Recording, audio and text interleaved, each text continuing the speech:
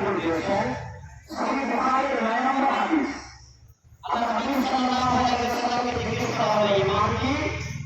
আল্লাহ হাবিব বলেন আনতুমিনা বিল্লাহি ওয়া রাসূলিহি ওয়া ইকামিস সালাতি ওয়া ইতাইজ যাকাতি ওয়া সাওমি রমাদান ওয়া হজ্জি আও কামা ক্বালা আলাইহি সাল্লাতু ওয়াস সালাম। আল্লাহর রাসূল ঈমান আনা। 2 নম্বরে ওয়া ইকামিস সালাত নামাজ প্রতিষ্ঠা করা। 3 নম্বরে যাকাত প্রদান করা। 4 নম্বরে সিয়াম, 5 নম্বরে হজ। তাহলে আমাদের কাছে 4 নম্বরে হজ, 5 নম্বরে সিয়াম। যাই হোক, নামাজ যদি 5 ওয়াক্ত নামাজ এক এক ওয়াক্ত নামাজ যদি ডিফারেন্ট করে সমাজে তার বেশি 100 মিনিট আল্লাহ কি বলেন 24 ঘন্টার মধ্যে 100 মিনিট সময় দেন নামাজে। রমজান বছরে 12 মাসের মধ্যে 1 মাস রমজান, হজ জীবনে একবার, যাকাত বছরে একবার, তাহলে বাকি সময় ইসলাম কোথায়? আমি 24 ঘন্টার মধ্যে 24 ঘন্টার মধ্যে আমি 1 ঘন্টা বা 1.5 ঘন্টা সময় ব্যয় করলাম নামাজের জন্য। বছরে মাত্র একবার হজের জন্য ব্যয় করলাম 10 দিন বা 15 দিন জীবনে। বছরে একদিন আমি যাকাত প্রদান করলাম। 12 মাসের মধ্যে 1 মাস রোজা করলাম। বাকি সময় আমার ইসলাম কোথায়? বাকি সময় ইসলাম সহিহ বুখারীর 9 নম্বর হাদিসে আর আমি মুসা আল-আশআরী রাদিয়াল্লাহু তাআলা আনহু قال قال رسول الله صلى الله عليه وسلم على الإسلام أحسن। আল্লাহ রাসূলকে জিজ্ঞেস করলেন ইয়া রাসূলুল্লাহ ইসলামের মধ্যে কোন কাজ উত্তম? আল্লাহ হাবিব বললেন মান সালামা মুসলিমুনা মিন লিসানিহি ওয়া ইয়াদিহি, যেই মুসলমানের জবান এবং হাত থেকে অপর মুসলমান নিরাপদ থাকে এবং ইসলামের সর্বোত্তম কাজ ইসলাম। আমাদের 24 ঘন্টার মধ্যে আমি আমার এই ঠোঁটের মাধ্যমে, জবানের মাধ্যমে এবং আমার হাতের মাধ্যমে আমার হাতের কোনো মুসলমান ভাইকে কষ্ট দিতে পারবো না। সহিহ বুখারীর 12 নম্বর হাদিস عن عبد الله بن عمر رضي الله تعالى عنهما سأل النبي صلى الله عليه وسلم أي الإسلام خير؟ এবং হাদিসে আইয়ুল ইসলাম আফদাল, ইসলামের কোন আমলটা শ্রেষ্ঠ? আর হাদিসের মধ্যে বলা আছে আইয়ুল ইসলাম খায়রুন, ইসলামের কোন আমলটা, কোন কাজটা ভালো উত্তম? আর রাসূলুল্লাহ সাল্লাল্লাহু আলাইহি ওয়াসাল্লাম, আল্লাহ হাবিব সাল্লাল্লাহু আলাইহি ওয়াসাল্লাম বললেন তুতআউ দুআ, মানুষকে খাবার দাও, মানুষকে খাওয়াও। রমজানের মাসে আমাদের প্রত্যেক বাড়িতে রমজানের ইফতার মসজিদে আয়োজিত হয়েছে। আপনি প্রতিদিন ওই দিন আপনি আপনার প্রতিবেশীর খোঁজ খবর নিয়েছেন, এটা আমাদের ইসলামের বিষয়। উত্তম মানুষকে খানা খাওয়াও। আমরা মনে করি না আমার তো অন্যদেরকে শুধুমাত্র খাওয়াই হবে না, আমার প্রথমত আমার বাবাতে হবে না, আমার প্রতিবেশীকে দিতে হবে, আমার বোনকে, আমি বড় ভাই, আমার আরেক ভাই বোনকে অসহায়, আমি ভাই ভাই ভাইয়ের খোঁজ খবর নেই না। আজিব, ওরা আজিব চক্কর এটা।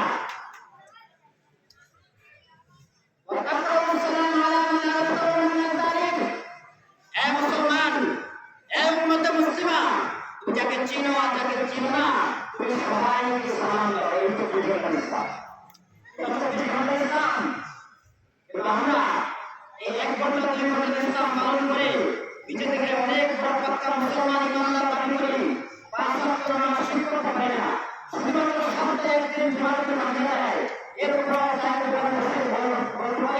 আমি নামাজ না পড়লে কি আমার ইমান ঠিক আছে? হ্যাঁ, ঠিক আছে, কারণ আপনার বাবা জীবনে ভর্তি আছে, ভর্তি কোনো সন্দেহ হবে না।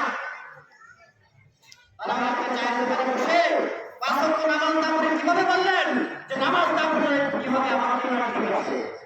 ইমান ভর্তি আছে। আজিব মুসলমান, ওরা আজিব মুসলমান। মুআজ্জাজ সাহাবী 5টা মিনিট কথা বলবো, ঠিক আছে? এবার আসুন গুরুত্বপূর্ণ টপিক, যে বিষয়ে আমি কথা বলবো।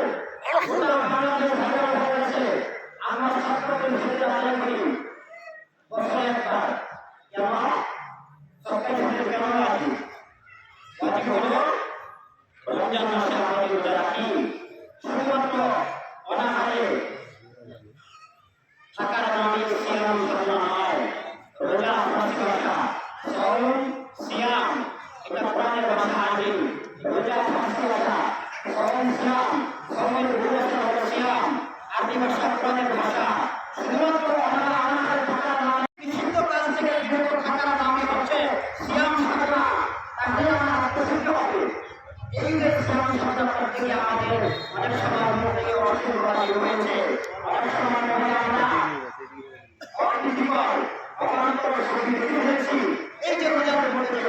সৃষ্টি হয়েছে এলাকা ধরেছে যে লিপ্ততা সৃষ্টি হয়েছে এর ঘাটতি পূরণের জন্য আল্লাহ হাবিব সাল্লাল্লাহু আলাইহি ওয়াসাল্লাম ক্ষেত্রে ওয়াজিব করেছেন যে তোমরা যদি সত্যের ভিতরে আদায় করো তাহলে তোমাদের রোজার মধ্যে যে ঘাটতিটা হয়েছিল না সেটা পূর্ণ হয়ে যাবে সুবহানাল্লাহ।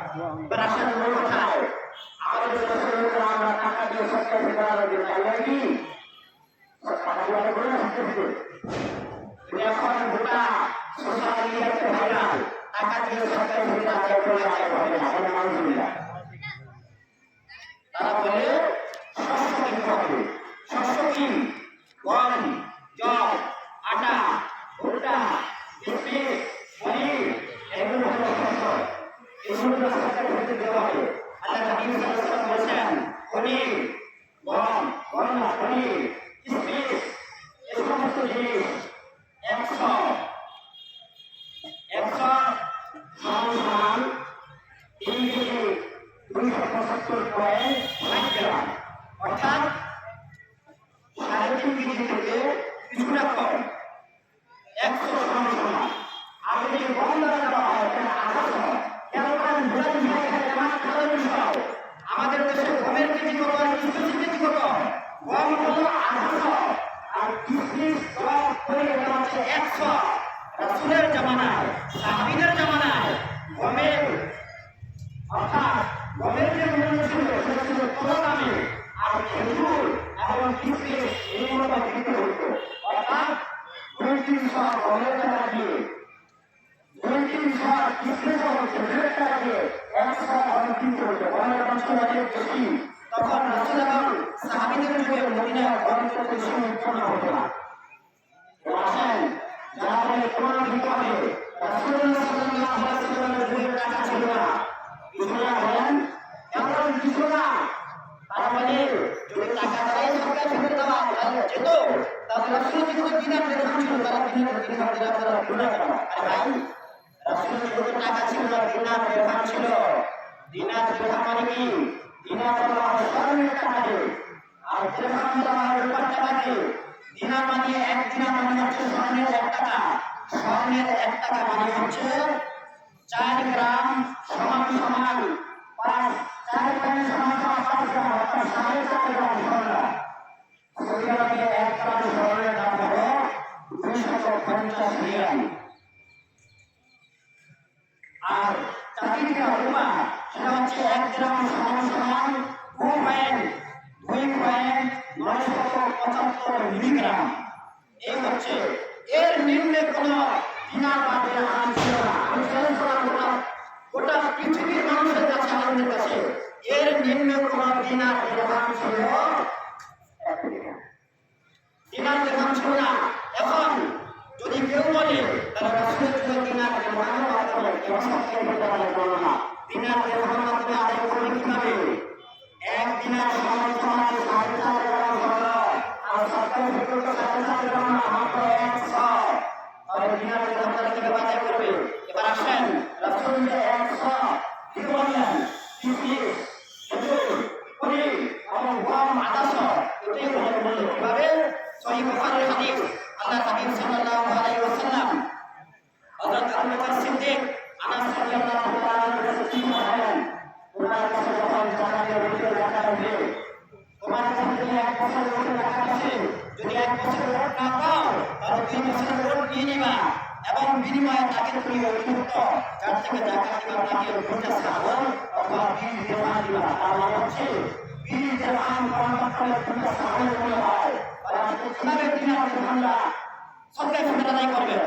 এরপরে আসেন আমাদের ধূমপান করছে হযরত হাসান বসরি রাদিয়াল্লাহু তাআলা তিনি বলেছেন লা বাসা আন তুরা সাদকাতুল ফিতরি দিনারি ওয়া দিরহামি।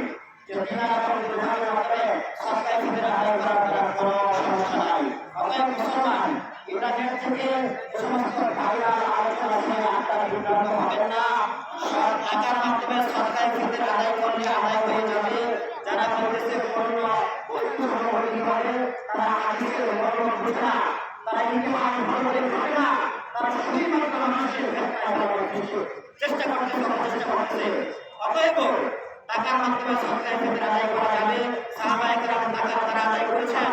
হযরত মুআবিয়া রাদিয়াল্লাহু তাআলা আনহু মদিনায় গমের প্রচলন বেড়ে গেছে তখন তিনি গমের পরিমাণ বাড়িয়ে দিয়েছিলেন, কারণ গমের পরিমাণ ছিল 800, তিনি বাড়িয়ে দিয়েছিলেন। তার মানে হচ্ছে যে এই 200 বস্তু এটা বর্তমান বাজারে তার একটা মূল্য আল্লাহ আমাদেরকে হিসাব দিবেন। আল্লাহ